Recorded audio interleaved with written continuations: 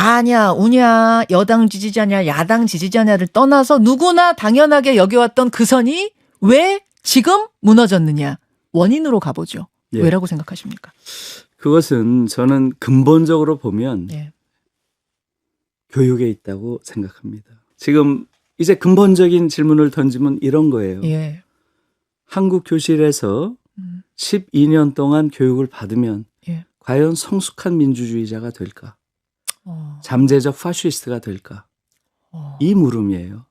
그러니까 이것은 좀 깊은 생각이 필요해요. 예. 우선 한국의 교실 자체가 민주주의자를 길러내기가 어려워요. 그것은 이렇습니다. 한국은 지금 전 세계에서 가장 경쟁 교육이 심한 나라예요. 그렇죠. 예. 그런데 네. 지금 독일의 사례를 제가 좀 들면 예. 독일이 민주주의와 관련해서는 최근에 가장 성숙한 민주주의를 보인다. 이런 평가를 받고 있는데요. 그 가장 중요한 이유는 네. 1970년에 네. 교육개혁을 합니다. 교육개혁을요? 예, 1970년에. 어떤 식으로 했습니까? 예, 그 교육개혁의 핵심적인 모토가 예. 경쟁교육은 야만이다였어요. 이때부터 경쟁교육을 안 시켰어요. 허허. 아니 교육하고 예. 결국 대학을 입학하고 거기도 그런 게 있을 텐데 경쟁 없이 어떻게 했을까요? 그렇죠. 우리는 도저히 상상이 안 되죠. 그렇죠. 우리에게 경쟁이라는 것은 교육의 영혼이잖아요. 아니 뭐 유치원 때부터 시작되니까요. 그렇죠. 우리 뭐 경쟁 없는 교육은 상상을 못 하잖아요. 예. 그러니까 예. 바로 이제 그 부분이 굉장히 중요한 부분이에요. 어허. 그래서 초등학교 때부터 네. 등수석차 없고요. 일체의 우열을 나누는 행위를 금하고 있어요. 학교 간의 경쟁도 없고요. 예. 대학 입학 시험도 없습니다. 고등학교 졸업 시험만 보고요. 그럼 원하는 사람 다 아무 데나 예. 들어가요? 이걸 아비투어라고 하는데 예. 90% 이상이 붙어요. 아, 다 붙는 거예요. 아, 거기엔 대학 서열 같은 건 없어요? 없어요. 우리나라처럼? 없어요. 없어요. 대학 서열 자체가 없고요. 와. 그래서 이거에 붙으면 예. 원하는 대학, 예. 원하는 학과를 원하는 때에 갈 수 있어요. 세 가지 권리를 갖게 돼요. 예. 우리와는 너무나 다른 거죠. 그러네요. 예. 그것이 오늘날 독일 사회를 상당히 성숙한 민주사회로 만든 핵심적인 요인이라는 거예요. 그게 잘 이해가 안 가죠. 경쟁과 민주주의가 무슨 상관이 있지? 그러니까. 이렇게 되는 거예요. 예. 왜 그럴까요? 아니 왜 공부 열심히 하고 막 독서실에서 하루에 18시간씩 공부하면 민주주의자가 안 된다는 얘기인가? 이게 무슨 얘기야? 이런 분들 계실 거예요. 예, 당연히 그런 거고요. 예. 왜 독일에서는 예. 교육 개혁을 한다고 하면서 경쟁 교육을 없애는 그러한 방향을 취했을까? 왜? 이런 의문이 드는 거죠. 그렇죠. 누구 때문일까요? 히틀러? 그렇습니다. 예, 히틀러 때문이에요. 독일은 68년부터 본격적인 과거 청산, 예. 히틀러 과거에 대한 청산이 예. 68년부터 시작되고요. 그 정점이 교육개혁이에요. 다시 말하면 히틀러를 가능하게 했던 인적, 제도적 청산도 해야 되지만 네. 근본적인 청산은 히틀러를 가능하게 한 정신적 뿌리를 뽑는 것이죠. 그것이 없이는 또다시 아우슈비츠가 반복될 수 있다. 이런 생각이었어요. 예. 독일 교육의 목표는 더 이상 아우슈비츠를 반복해서는 안 된다. 이거였어요. 어허. 그러려면 어떻게 해야 될 것인가 하는 문제죠. 예. 히틀러 한번 보세요. 히틀러의 세계관이 뭐예요? 히틀러는 이 세계를 무한 경쟁이 펼쳐지는 그렇죠. 정글로 봤고요. 그렇죠. 그 안에서는 다윈의 법칙이 작용한다고 봤어요. 우월한 인간과 그렇지 않은 인간이 그렇죠. 가려지는 거죠. 자기들은 우월하다는 거 아니에요? 맞습니다. 유대인은 죽어야 하고. 그렇죠. 예. 맞습니다. 그래서 이 다윈의 법칙을 인간 사회에도 그대로 적용한 게 허버트 스펜서라고 하는 사회학자인데요. 소위 소셜 다윈이즘이라고 하는 거죠. 예. 그래서 여기서는 예. 지금 말씀하신 대로 예.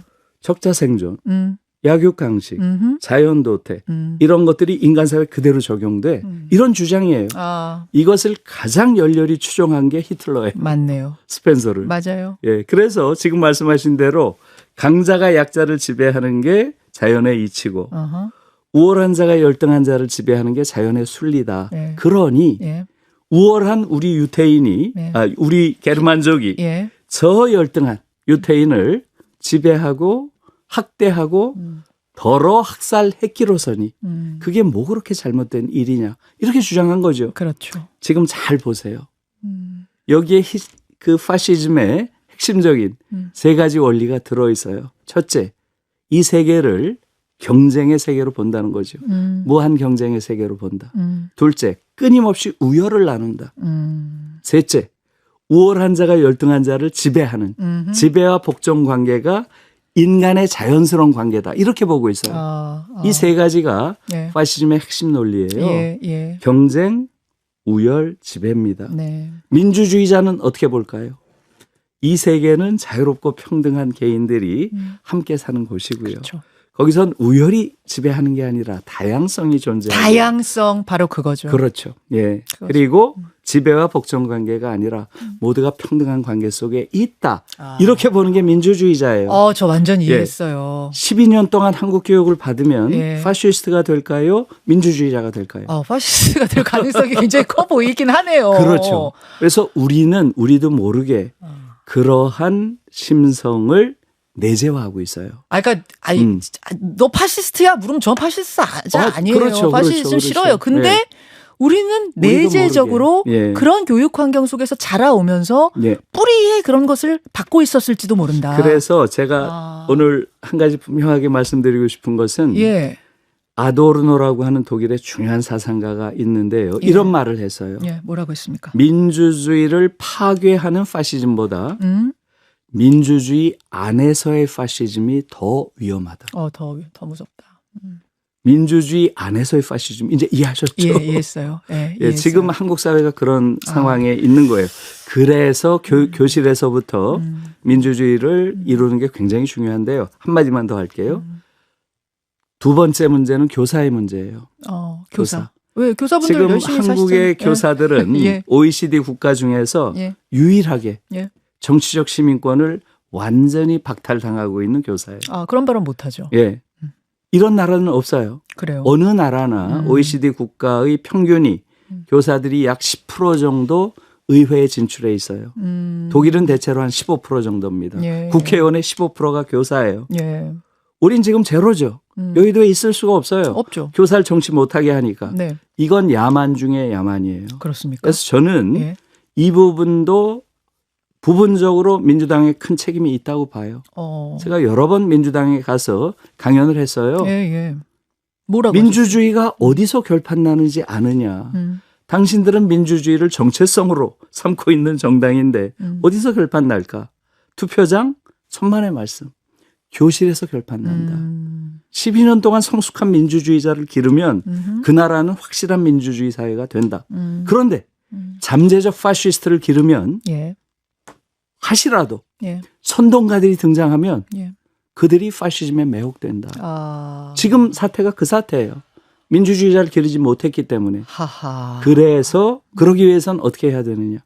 교사들이 정치적 금치산자인데 그들이 무슨 민주주의자를 기를 수 있느냐. 그러니까 한국의 교육 원리가 반민주적이고요. 한국의 교사들이 정치적 금치산자예요. 그런 환경 속에서 성숙한 민주주의자가 길러지는 건 불가능하다. 이 부분을 생각해야 돼요.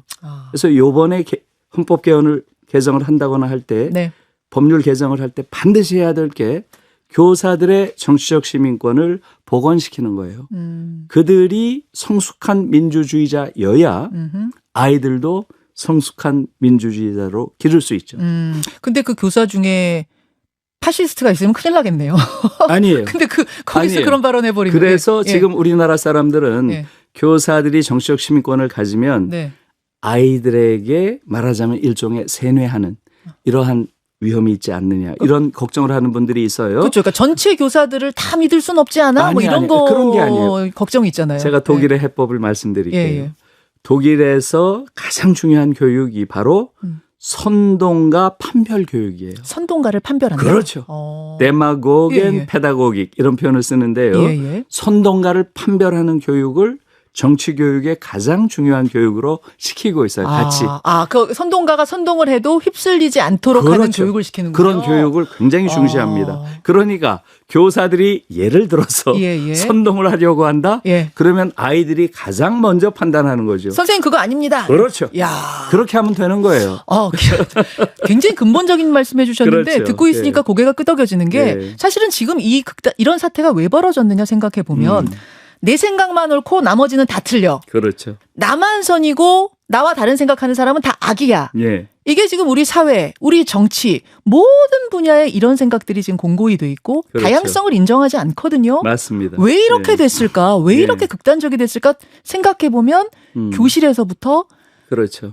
내가 저들을 누르고 올라가야 해. 맞습니다. 내가 이겨야 해. 예. 이긴 사람만 선이고 이긴 예. 사람이 승리자야. 예, 맞습니다. 이런 교육을 우린 받아왔다. 또 하나만 제가 말씀을 드리면 예. 요번에 12월 3일 날 예. 우리가 큰 충격을 받았지만 사실은 저는 그 이후 예.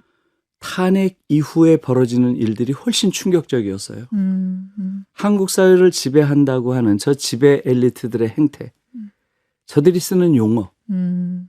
저런 궤변, 음. 저런 곡학 아세이 언어들, 저런 허언들, 그걸 보고 너무나 큰 충격을 받았어요. 네. 민주주의자가 없어요. 음. 한국의 엘리트라고 하는 하하. 자들이. 예. 이게 문제예요.